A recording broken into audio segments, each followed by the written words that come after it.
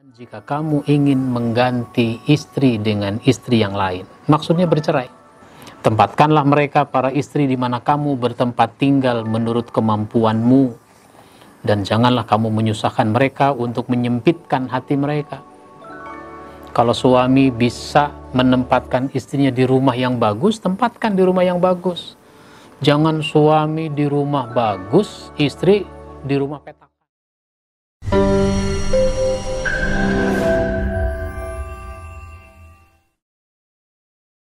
Assalamualaikum warahmatullahi wabarakatuh.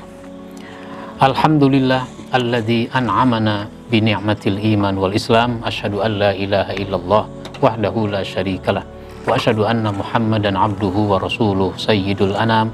Amma ba'd. Saudaraku kaum muslimin yang dimuliakan Allah Subhanahu wa taala.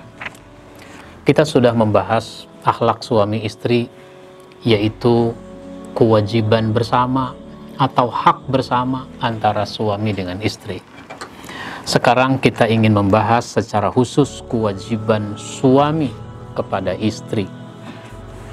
Yang pokok kewajiban suami istri itu ada 3. Kewajiban suami kepada istri itu ada 3. Yang pertama adalah membayar mahar, membayar mas kawin. Kalau mas kawin belum dibayar secara tunai, bayar, lunaskan. Dan kalau sudah diberikan itu mahar, seandainya terjadi perceraian, maka seorang suami tidak boleh mengambil mahar, meskipun mahar itu jumlahnya banyak. Di dalam surat An-Nisa ayat 20, Allah berfirman, dan jika kamu ingin mengganti istri dengan istri yang lain, maksudnya bercerai. Kalau suami menceraikan istrinya, sedang kamu telah memberikan seseorang di antara mereka harta yang banyak, maka janganlah kamu mengambil kembali daripadanya barang sedikit pun.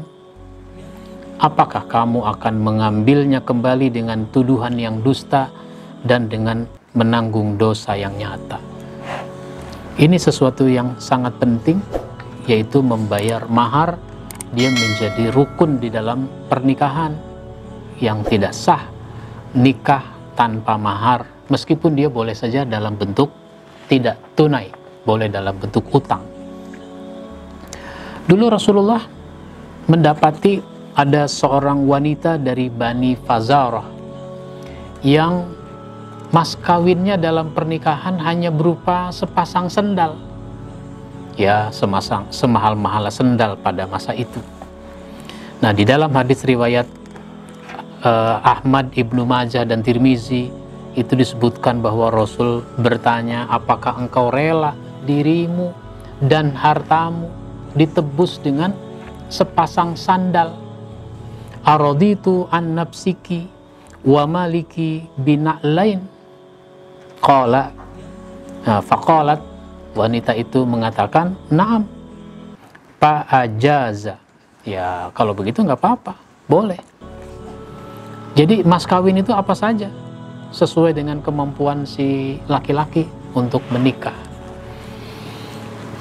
Tapi jangan memberatkan. Dan kalau sudah diberikan, maka itu menjadi milik si istri.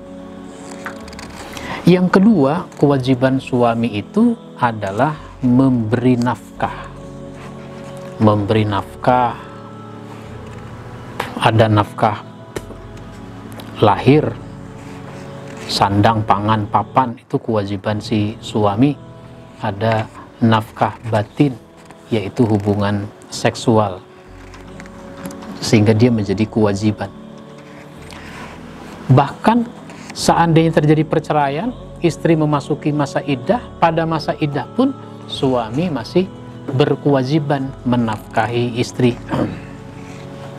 Ini disebutkan pada surat At-Tolak ayat 6 sampai ayat 7. Tempatkanlah mereka para istri di mana kamu bertempat tinggal menurut kemampuanmu, dan janganlah kamu menyusahkan mereka untuk menyempitkan hati mereka. Kalau suami bisa menempatkan istrinya di rumah yang bagus, tempatkan di rumah yang bagus. Jangan suami di rumah bagus, istri di rumah petakan. biar lu rasa situ, jangan begitu. Dan jika mereka, istri-istri yang sudah ditalak itu hamil, maka berikanlah nafkah kepada mereka hingga melahirkan. Masa iddah itu kan 3 kali suci, 3 kali haid. Selama itu harus ditanggung kebutuhan ekonominya. Nah, seandainya ternyata sesudah bercerai, sudah berakhir 3 bulan, ternyata istri positif hamil, bukan positif corona, positif hamil, maka masa iddahnya kan sampai melahirkan. Sampai dia melahirkan itu masih menjadi tanggungan suaminya, mantan suaminya. Nah, pada saat itu boleh rujuk. Nah, sesudah dia melahirkan, selesai sudah. Kalau terjadi perceraian itu, selesai. Sekarang anak. Nah, anak itu kewajiban bapaknya. Tapi karena si anak konsumsinya adalah susu ibu, maka si bapak harus memberikan biaya menyusui. Nah, ini yang disebutkan ayatnya. Dan jika mereka, istri yang ditalak itu hamil, maka berikanlah nafkah kepada mereka hingga melahirkan. Kemudian jika mereka menyusukan anak-anakmu, maka berikanlah kepada mereka upahnya. Dan musyawarahkanlah di antara kamu segala sesuatu dengan baik. Sudah bercerai disuruh musyawarah dalam kaitan dengan anak. Ini kewajiban yang kedua, yaitu menafkahi istri.